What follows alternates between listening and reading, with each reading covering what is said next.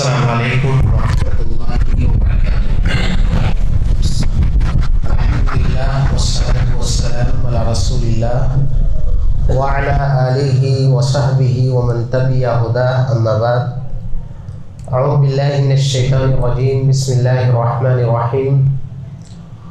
سبحان الذی اسری بعبدہ لیلا من المسجد الحرام الی المسجد الاقصی الذی بارکنا حولہ لنریہ من آیاتنا انہ هو السمیع البصیر۔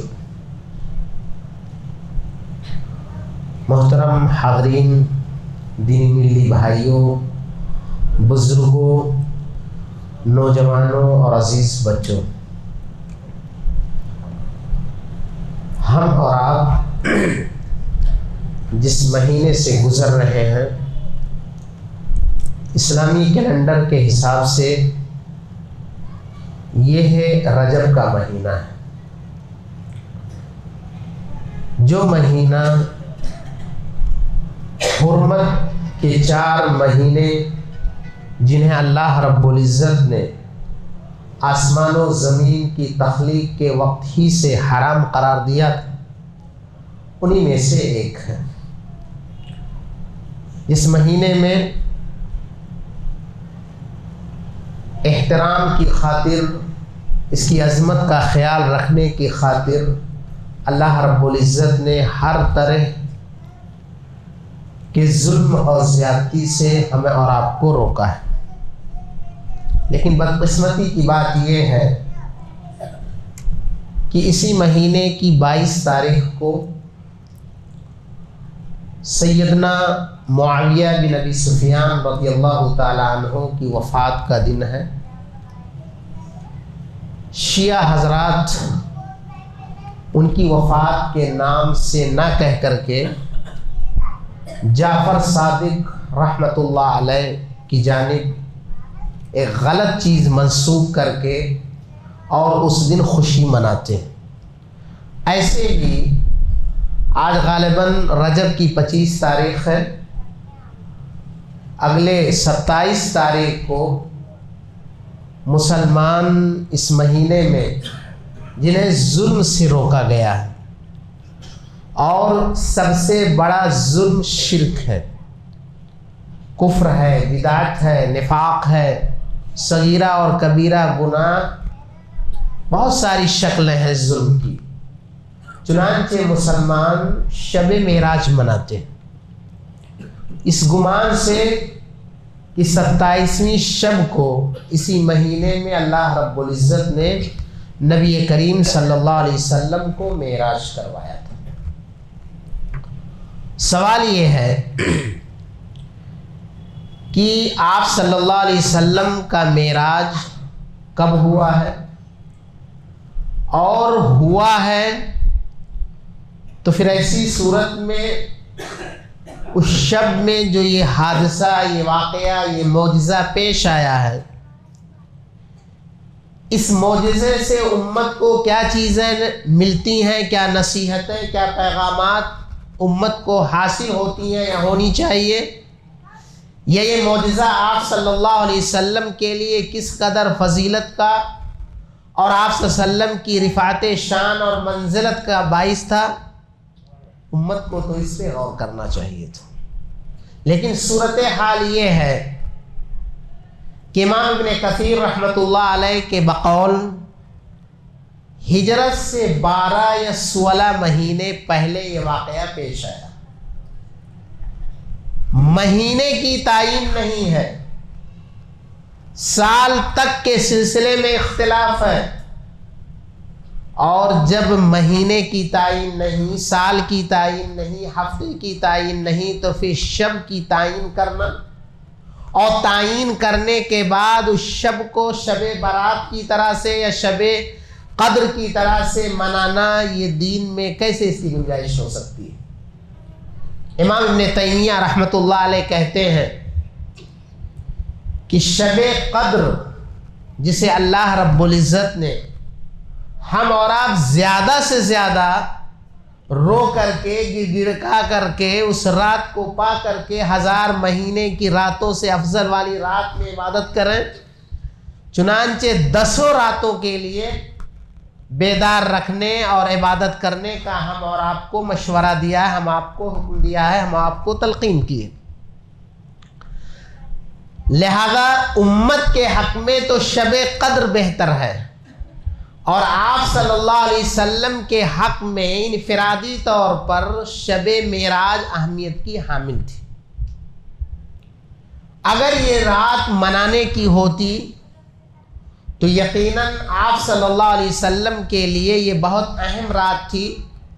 آپ صلی اللہ علیہ وسلم مناتے، آپ کے صحابہ مناتے، مکی زندگی میں گرچہ نہ منا سکتے لیکن مدنی زندگی میں مناتے۔ ایسا بھی نہیں کہ اس کا ذکر قرآن میں نہیں ہے۔ ابھی میں نے جو آیت تلاوت کی ہے سورہ اسراء کی ہے، مکہ میں نازل ہونے والی آیت، اور ایسے ہی سورہ نجم بھی مکہ میں نازل ہونے والی آیت ہے، اس میں بھی معراج سے متعلق اشارہ ہے۔ حدیث کی کتابوں میں تقریباً 25 صحابہ کرام نے سفر اسراء اور معراج کا ذکر کیا ہے، لیکن کہیں اس چیز کا ثبوت نہیں ملتا ہے کہ شب معراج منایا جائے جیسا کہ مسلمان مناتے۔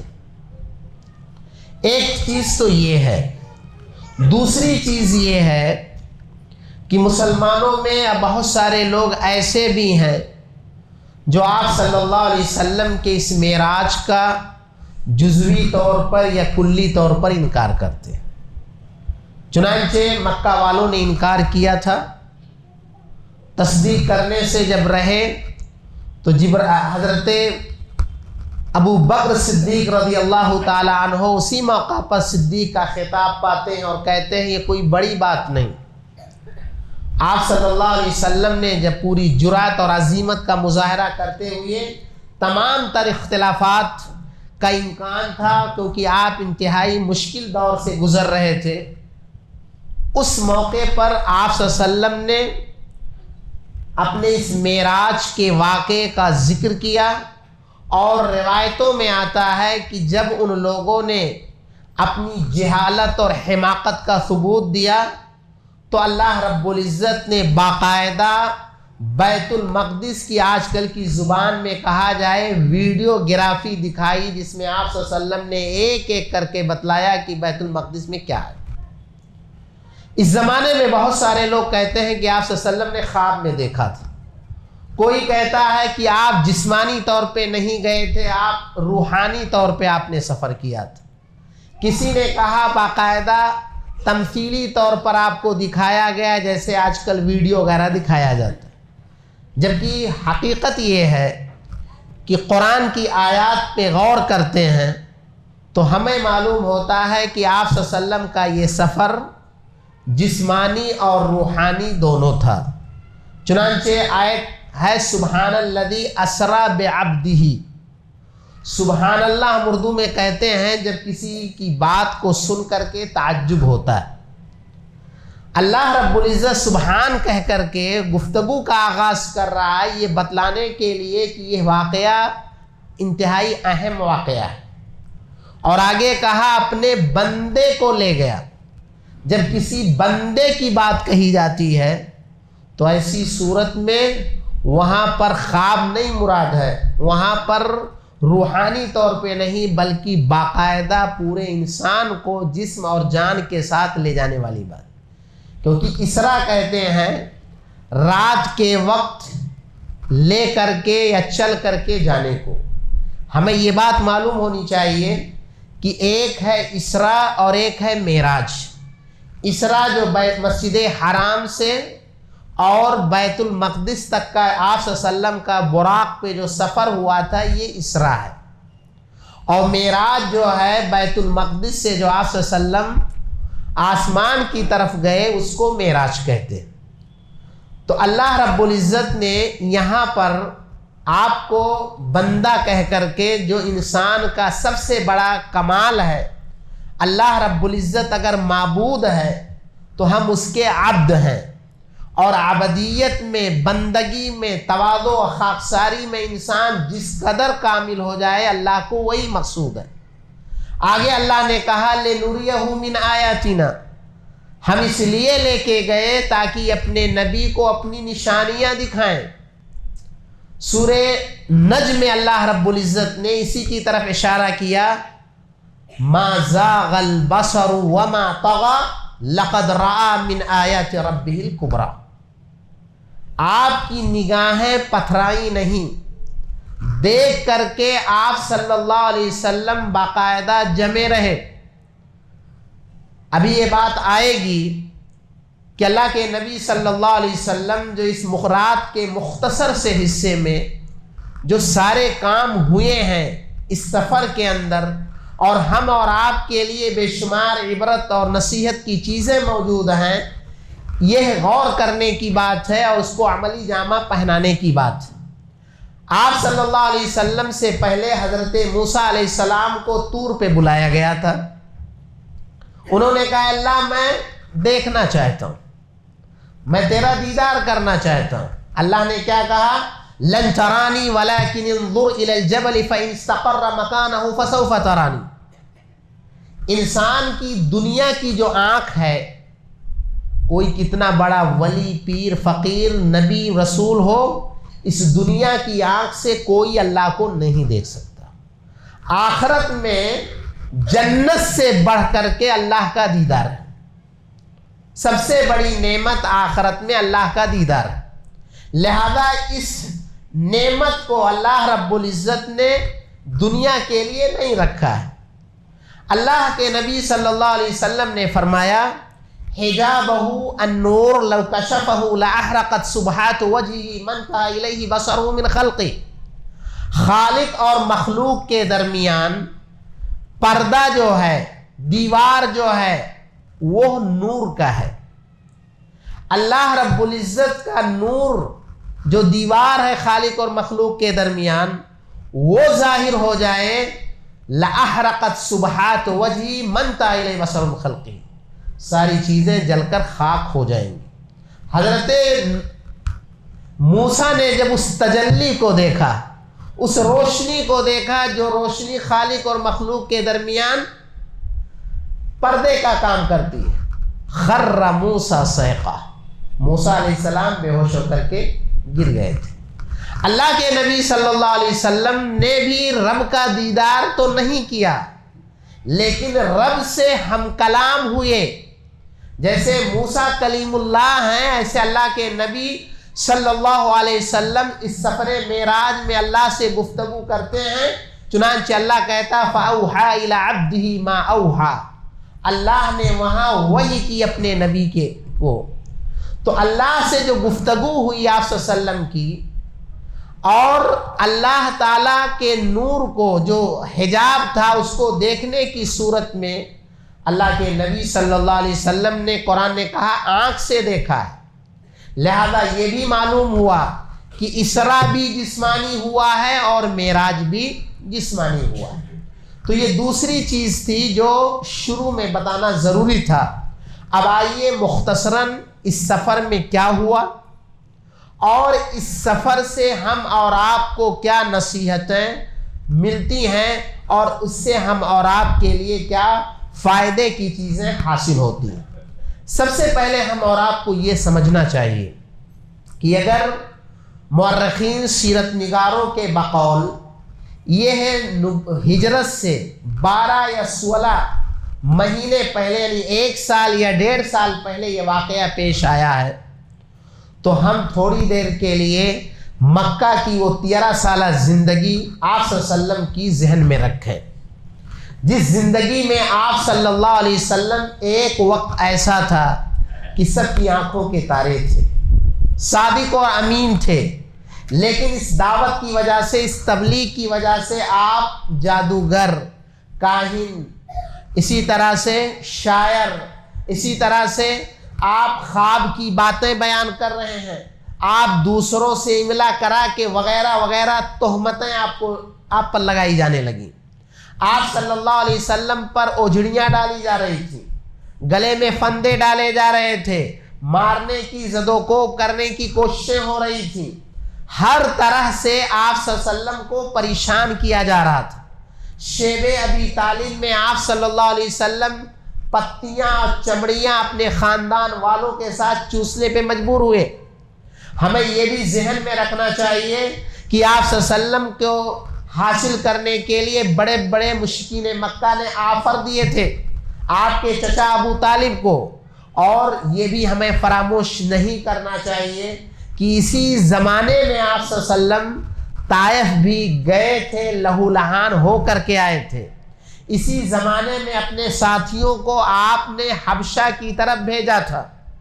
یہ ساری چیزیں بتلا رہی ہیں کہ آپ صلی اللہ علیہ وسلم اور آپ کے ساتھیوں کے لیے مکہ کی زمین انتہائی تنگ کر دی گئی تھی، جینا دوبھر کر دیا گیا تھا. اور یہ بھی فراموش نہیں کرنا چاہیے کہ آپ صلی اللہ علیہ وسلم کے لیے 2 سپورٹر تھے، گھریلو طور پر اندرونی طور پر مائی خدیجہ اور بیرونی طور پر چچا ابو طالب. لیکن یاد رہے اللہ رب العزت قرآن میں کہتا ہے وَوَجَدَكَ ضَالًّا فَهَدَىٰ وَوَجَدَكَ عَائِلًا فَأَغْنَىٰ. اللہ رب العزت اپنی نگرانی میں اپنے نبی کو تیار کر رہا ہے. چنانچہ دنیا میں آنے سے پہلے اگر باپ کو اٹھاتا ہے تو ماں کچھ ہی دن رہتی ہے، وہ رخصت ہو جاتی ہے. دادا کی کفالت میں آتے وہ بھی اٹھ جاتے ہیں. چچا کئی سارے چچا ہیں. چچا تو ابو لہب بھی تھا جو آپ صلی اللہ علیہ وسلم کے لیے پریشانیاں پیدا کرتا تھا. چچا نے پورا حق ادا کیا، لیکن وہ بھی کیسا چچا کہ ایمان نہیں لایا. جب انتہائی مشکل گھڑی آپ صلی اللہ علیہ وسلم کے لیے آئی کہ اندرونی طور پر آپ مایوس ہو گئے ہیں، باہر کا راستہ دیکھ رہے ہیں، جاسوس لگے ہوئے ہیں، شیب آپ صلی اللہ علیہ وسلم بیعت عقبہ اولا اور ثانیہ حج کے موسم میں چپکے چپکے گھاٹیوں میں جا کر کے مل رہے ہیں تاکہ دعوت کے لیے بیرونی کوئی جگہ ملے. بازاروں میں جہاں مختلف جگہوں قبائل کے لوگ آتے تھے آپ صلی اللہ علیہ وسلم جا کے تبلیغ کا کام کرتے تھے.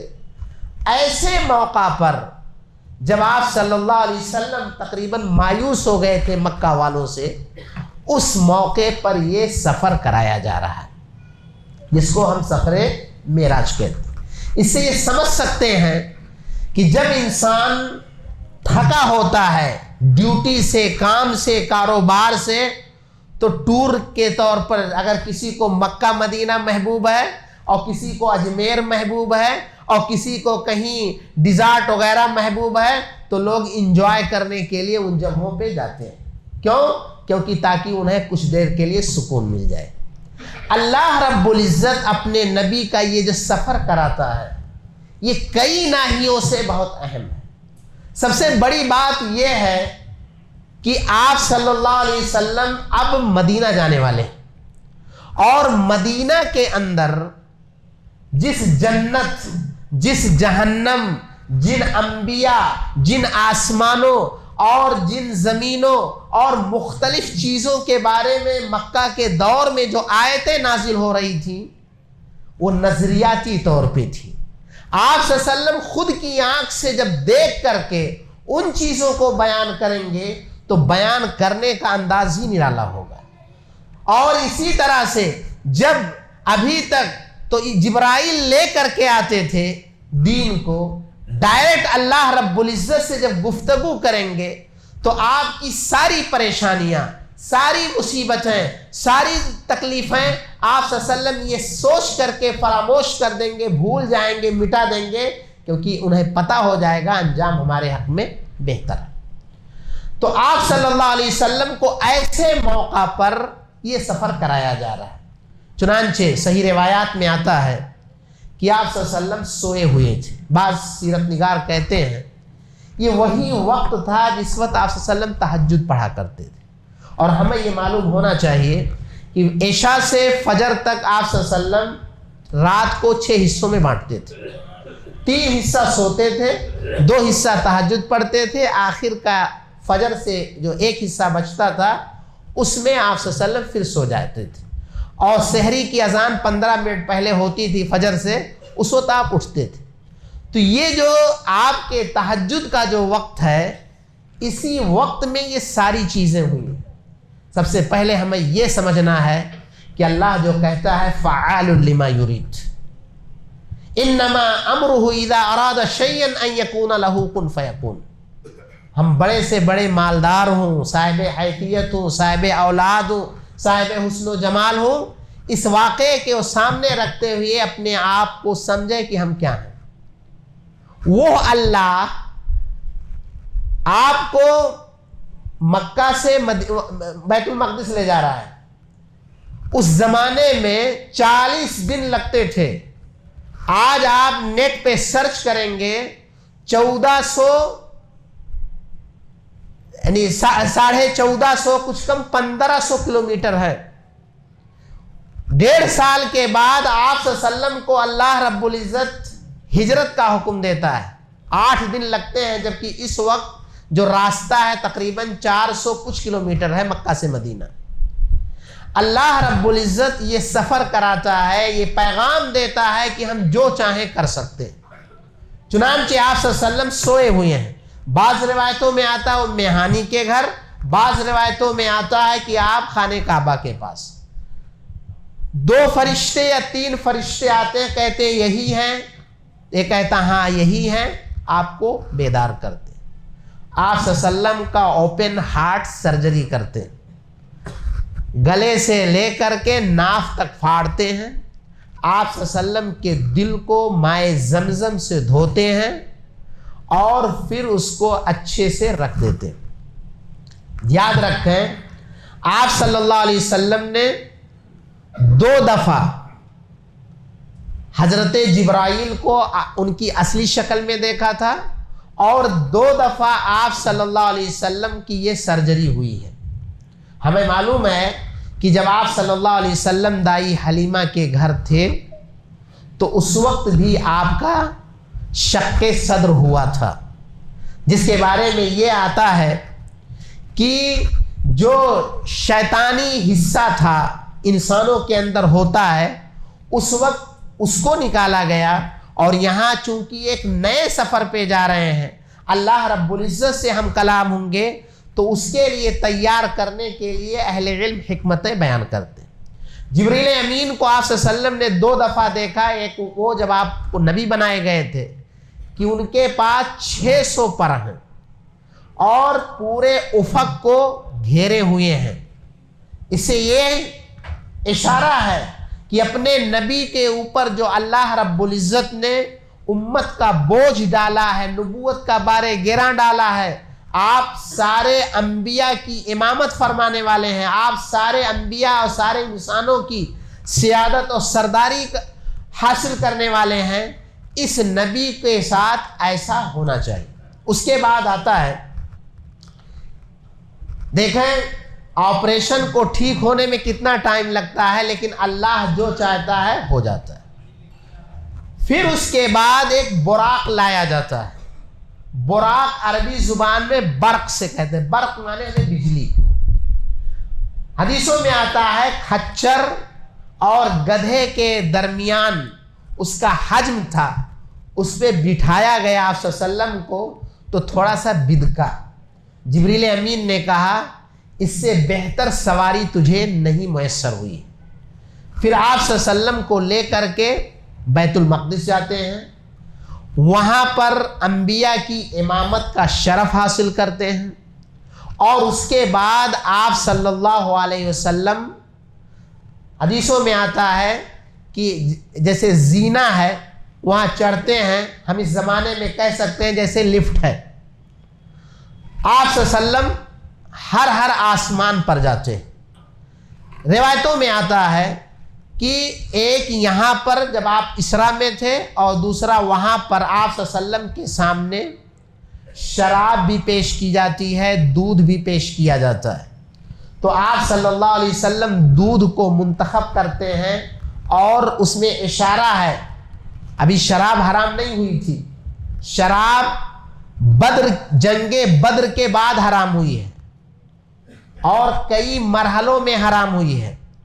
چنانچہ اس وقت جبرائیل نے کہا کہ آپ کی امت فطرت پر ہے، اگر آپ شراب کو اختیار کرتے تو یہ گمراہ ہو جاتی. خیر، آپ صلی اللہ علیہ وسلم آسمان میں جاتے ہیں. 7 آسمان میں یکے بار دیگرے آپ کا جانا ہوتا ہے. اور یہاں پر غور کرنے کی بات، انبیاء یہاں بھی موجود ہیں، 8 انبیاء 7 آسمان میں آپ کے استقبال کے لیے ہوتے ہیں، اور اسی سفر میں آپ صلی اللہ علیہ وسلم کہتے ہیں میں نے موسیٰ کو قبر میں نماز پڑھتے ہوئے دیکھا۔ اس سے ایک بات یہ بھی معلوم ہوئی کہ مکہ والے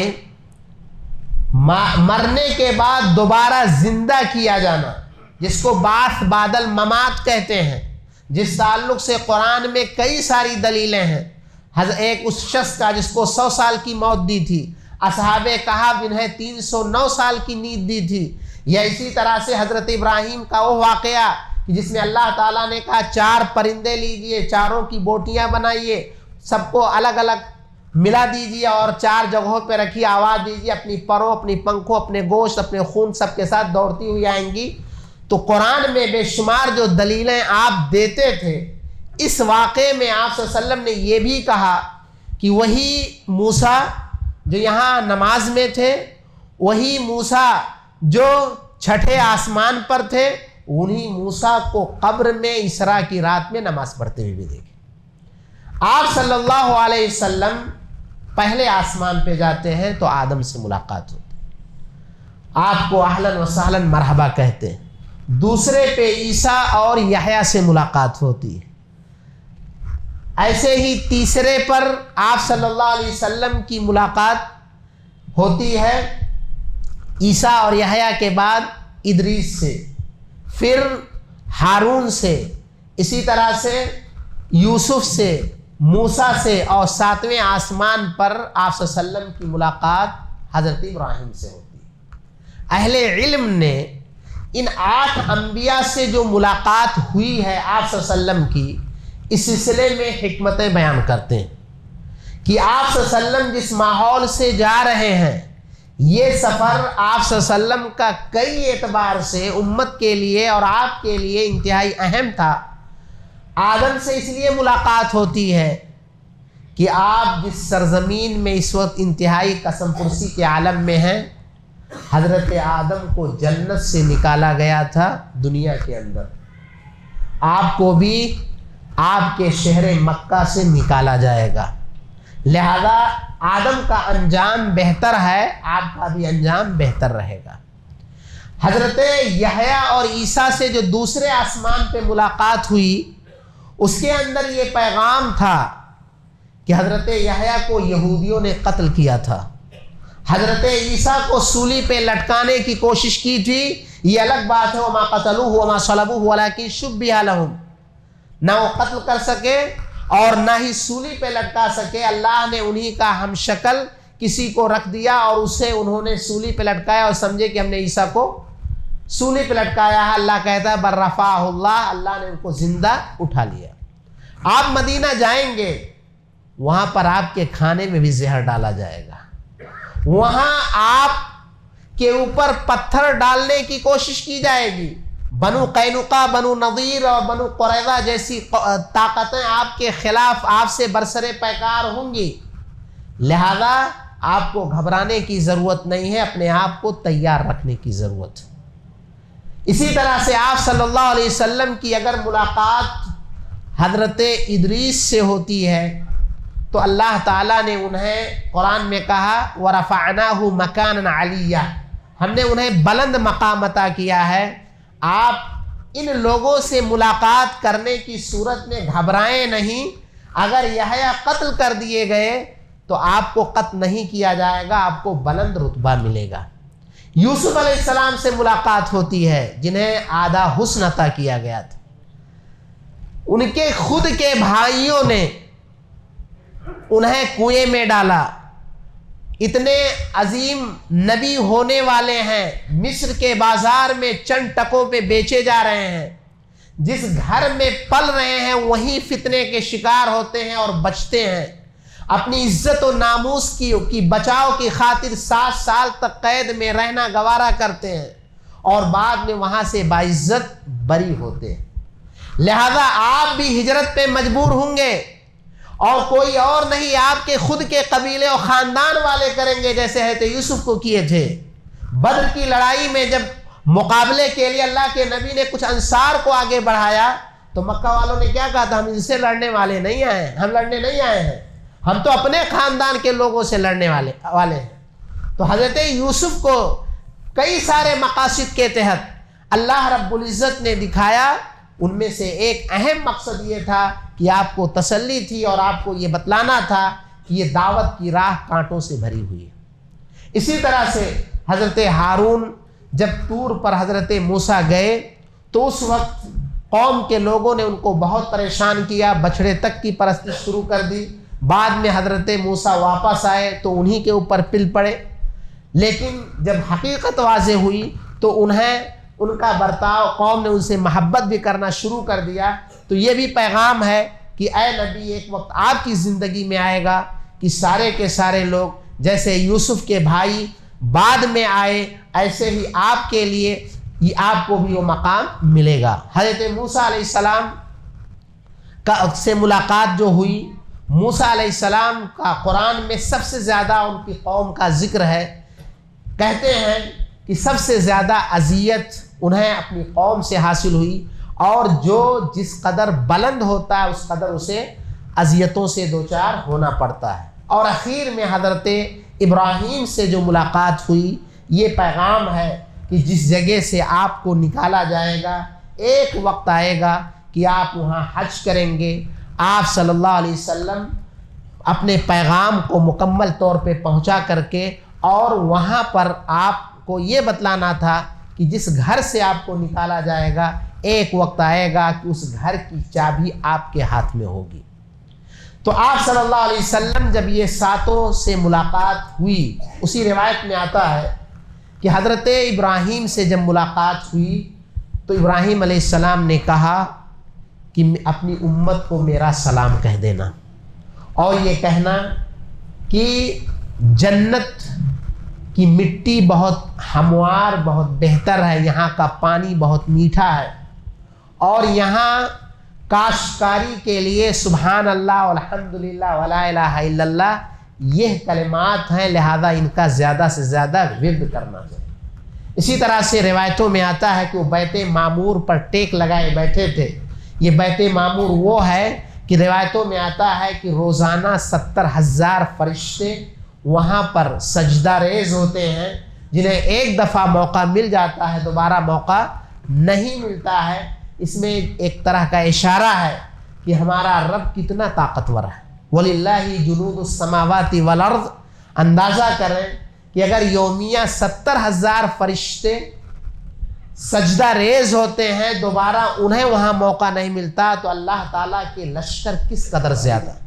وہ حدیث ہمیں یاد ہونی چاہیے کہ یوتی بجہنم یومئذ لہا 70,000 زمام ما کل زمام 70,000 ملک یجرونہا، کہ جہنم کو جب قیامت کے دن لایا جائے گا تو اس کے 70,000 لگام ہوں گے، ہر لگام کو 70,000 فرشتے پکڑے ہوئے ہوں گے۔ اگر آپ ضرب کریں گے تو 4 ارب 9 کروڑ اس طرح سے کچھ فرشتے بنیں گے۔ اتنے فرشتے اگر جہنم کو لانے والے ہوں گے تو پھر ایسی صورت میں اللہ تعالیٰ کے لشکر کس قدر ہے۔ روایتوں میں آتا ہے کہ اللہ کے نبی صلی اللہ علیہ وسلم سدرۃ المنتہا تک گئے، جنت الماوا بھی دیکھا آپ نے، جنت و جہنم کا مشاہدہ کیا، ایسی جگہ پہنچے کہ جبرائیل نے کہا اب ہمیں وہاں جانے کی اجازت نہیں ہے، آپ اللہ رب العزت سے ہم کلام ہوتے ہیں، جیسا کہ ابھی میں نے ذکر کیا۔ آپ ایسی جگہ پہنچتے ہیں کہ جہاں پر تقدیر لکھنے کے قلم کی آواز کو آپ سنتے ہیں۔ آپ صلی اللہ علیہ وسلم نے جنت و جہنم میں بہت ساری چیزوں کا مشاہدہ کیا، چنانچہ وہ مشہور حدیث ہمیں یاد ہوگی جس میں اللہ کے نبی نے کہا لما عرج بی مررت باقوام لهم اظفار من نحاس يخمشون بها وجوههم وصدورهم فقلت من هؤلاء يا جبريل قال هؤلاء الذين يأكلون لحوم الناس ويقعون في أراضيهم۔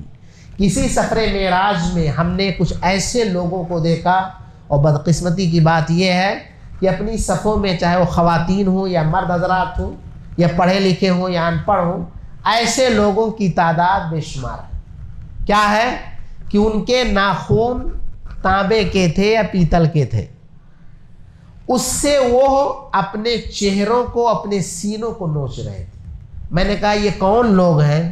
کہا یہ وہ لوگ ہیں جو لوگوں کے گوشت کھاتے تھے، ان کی عزتوں پہ حملہ کرتے تھے، یعنی تہمت تراشی کرتے تھے، غیبت کرتے تھے، بہتان تراشی کرتے تھے۔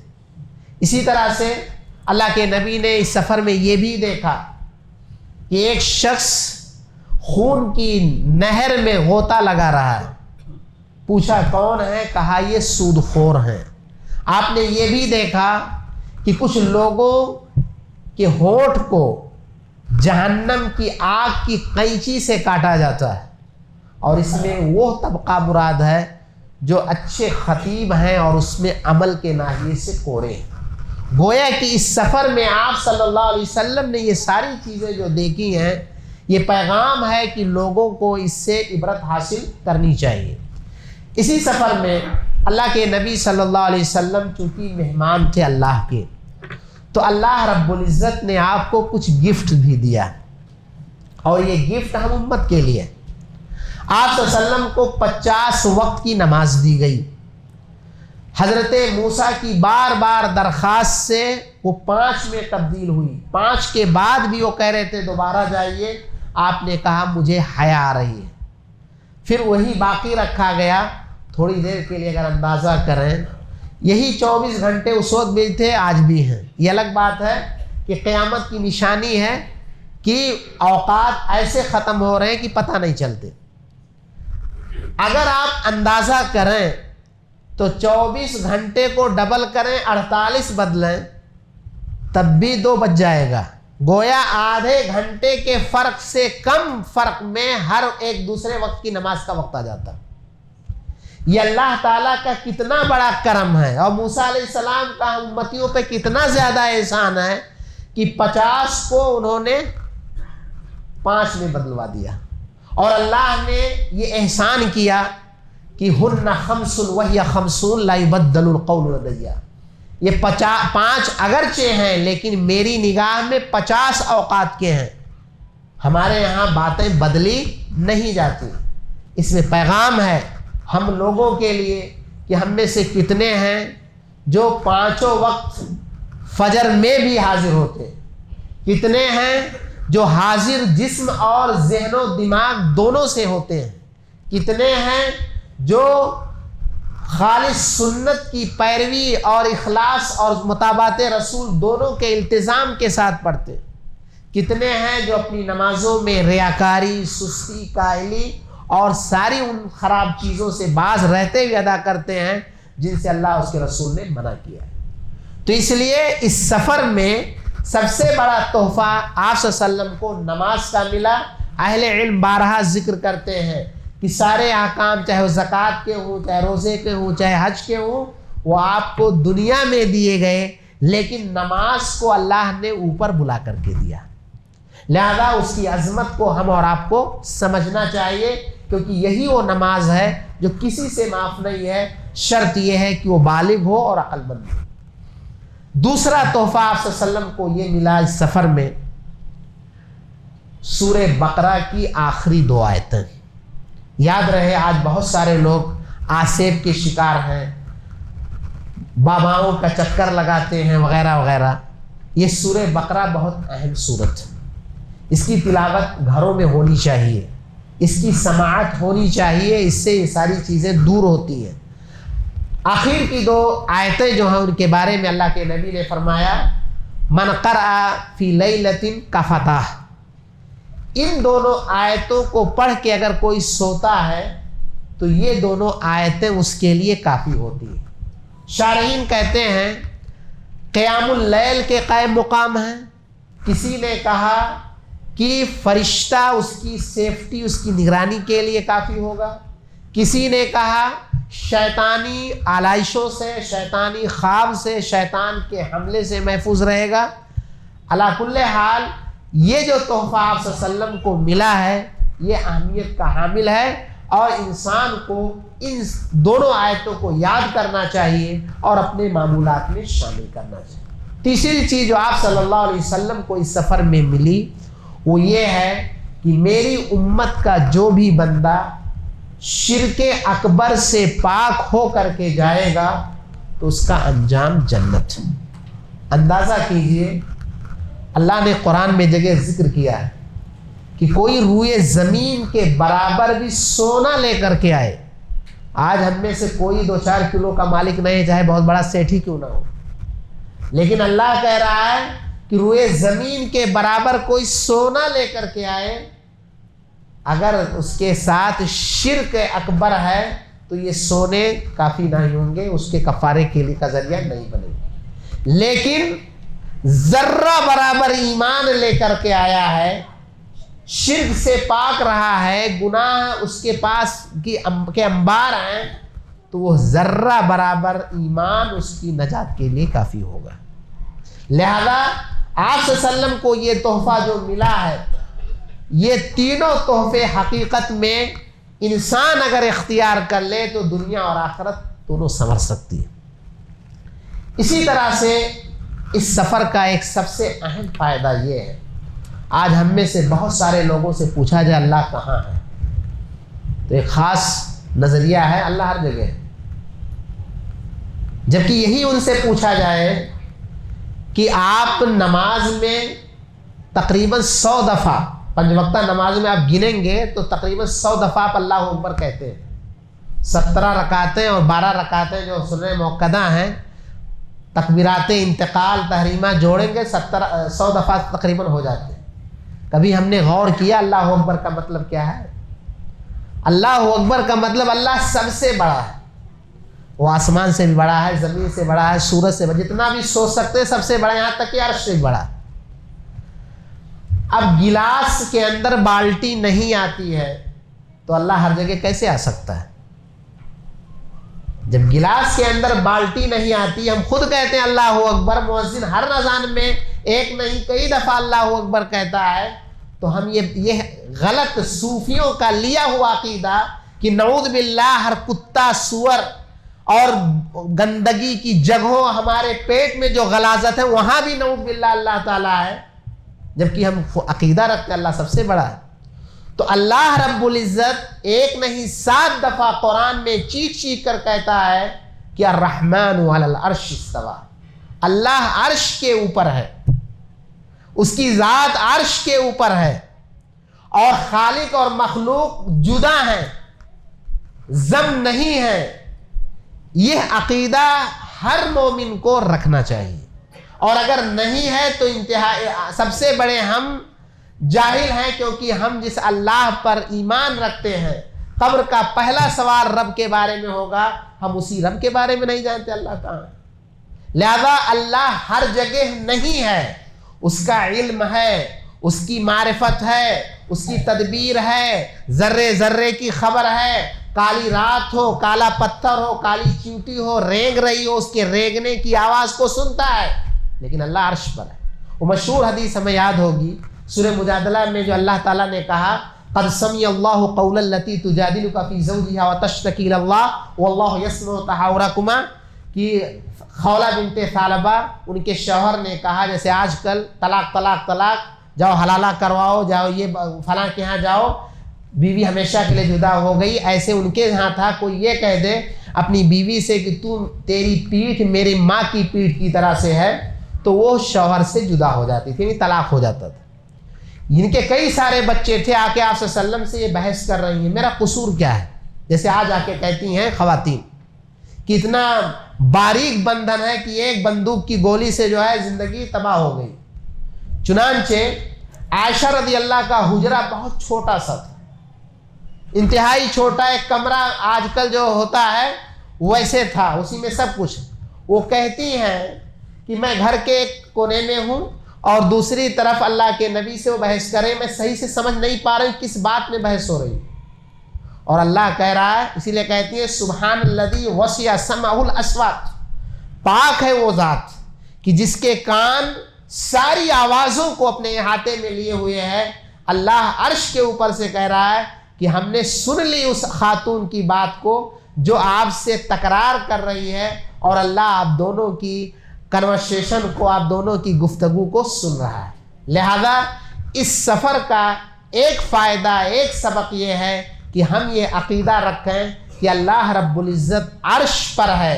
اگر وہ یہ کہتا ہے کہ میں رات کے آخری پہر میں سمائے دنیا پہ نزول فرماتا ہوں، تو اس کا یہ ہرگز مطلب نہیں ہے کہ اس کا نزول ہماری طرح ہے۔ میں اپنے گھر سے یہاں ہوں تو اپنے گھر پہ نہیں ہوں۔ اللہ کا نزول اس کے شایان شان ہے، وہ عرش ہی پر ہے۔ ہمیں اس چیز کا عقیدہ اور ایمان رکھنا ہے۔ تو اللہ کے نبی صلی اللہ علیہ وسلم کا جو یہ سفر تھا، یہ سفر حقیقت میں دعوت کی راہ میں آپ صلی اللہ علیہ وسلم کی ذات کے اعتبار سے، امت کے اعتبار سے یہ انتہائی اہم تھا۔ روایتوں میں یہ بھی آتا ہے کہ اللہ کے نبی صلی اللہ علیہ وسلم کو جب نماز کا یہ تحفہ ملا تو جبریل امین جو ہر سال رمضان میں آ کر کے آپ صلی اللہ علیہ وسلم سے جتنا قرآن نازل ہوتا تھا دور کرتے تھے، مراجعہ کراتے تھے، ایسے ہی 2 دن 5 وقتہ نماز میں خانہ کعبہ میں آ کر کے آپ صلی اللہ علیہ وسلم کو نماز بھی پڑھائیں اور بتلایا ہے کہ وقت یہاں سے شروع ہوتا ہے، یہاں پہ ختم ہوتا ہے اور وقت ان کے درمیان ہے۔ اور اللہ کے نبی ابو بکر، عمر، عثمان خلفاء نے اول وقت کا لحاظ کیا ہے، لہذا ہمیں وقت سے پہلے اذان دینا ہے، نہ وقت سے پہلے نماز ادا کرنی ہے۔ یہ ساری چیزیں جبریل امین نے آ کر کے اس کو بیان کیا ہے۔ خلاصہ کلام یہ ہے کہ جب اللہ نے ہمیں اپنی عبادت کے لیے پیدا کیا ہے، جب اللہ نے ہمیں ایماندار بننے کا حکم دیا ہے اور اللہ نے ایمان و عمل کے ساتھ دعوت و تبلیغ کا حکم دیا ہے، لہذا ہم دوسروں کی طرح سے منانے والے، جشن کرنے والے اور لوگوں کے درمیان نبی اور اللہ کے حکم کی خلاف ورزی کرتے ہوئے اپنے طور پر کوئی ایسی چیز کرنے والے نہ بنے، خصوصاً ایسے مہینے میں جس میں اللہ نے صاف طور پہ کہا ہے فَلَا تَظْلِمُوا فِيهِنَّ أَنفُسَكُمْ۔ اس سے بڑا ظلم کیا ہو سکتا ہے کہ ہم دین میں بدعتوں کو ایجاد کریں، دین میں اللہ رسول کے نام پہ شرک کا کام کریں، اللہ اس کے رسول کے نام پہ خرافات کریں، اللہ اس کے رسول کے نام پر بے جا اسراف کریں۔ اللہ رب العزت سے دعا ہے کہ الہ العالمین تو ہمیں نبی کریم صلی اللہ علیہ وسلم کی سیرت کو پڑھنے، سمجھنے اور ان سے سبق حاصل کرنے کی توفیق عطا فرما۔ الہ العالمین تو ہمیں ہر طرح کے بدعت و خرافات اور شرک اور کفر کے اعمال سے مولا محفوظ رکھ۔ الہ العالمین تو ہمیں دین پر قائم رکھ اور ہمارا خاتمہ ہو تو ایمان پر ہو۔ آمین، تقبل یا رب العالمین۔